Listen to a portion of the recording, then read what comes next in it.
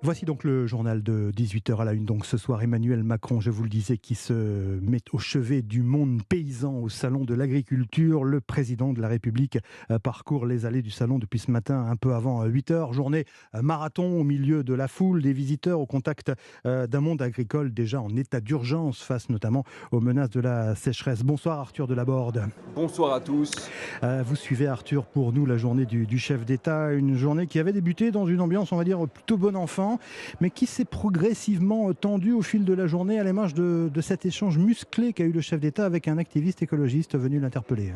Emmanuel Macron décide de sortir momentanément de l'itinéraire prévu par l'Élysée. Un militant écologiste, t-shirt blanc à l'effigie du collectif Dernière Rénovation, se met alors sur sa route. L'homme crie « À quoi tu sers ?» et immédiatement, le ton monte. C'est nos vies qui sont en jeu, on ne peut plus demander gentiment, monsieur. Entendez ça, sinon ça va être terrible ce qui se passe. Tous les rapports scientifiques vous le disent. Pourquoi vous ne les écoutez pas? Pourquoi? Vous n'êtes pas respectueux.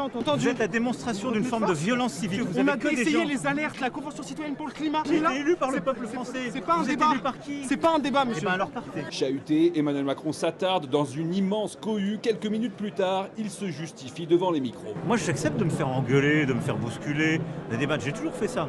J'aime pas tellement l'interpellation sans débat. On a doublé nos réductions d'émissions durant le quinquennat passé. On va encore faire plus là. On a réduit très fortement nos pesticides. On va encore continuer de le faire. Et faire changer une société, c'est pas simplement interpeller les gens, les insulter ou avoir des actions radicales. Crise climatique donc, mais aussi évidemment inflation et retraite. Ce sont les principaux sujets au cœur des échanges dans les allées avec le président. Merci Arthur Delaborde depuis le salon de l'agriculture pour Europe 1. Je vous rappelle qu'après ce journal, Christiane Lambert, la présidente de la FNSEA, sera notre invitée. Elle réagira aux annonces d'Emmanuel Macron, notamment concernant la nécessité de mettre en œuvre un plan sobriété de l'eau pour faire face au risque sécheresse. Une véritable angoisse pour le monde agricole en cette fin d'hiver. Au contact des agriculteurs, le président de la République n'en oublie pas pour autant l'actualité internationale, puisqu'il a indiqué ce matin qu'il se rendrait en Chine au début du mois d'avril. Au premier anniversaire du déclenchement de la guerre en Ukraine, Emmanuel Macron demande à Pékin de faire pression sur la Russie pour faire stopper l'agression contre l'Ukraine et bâtir la paix.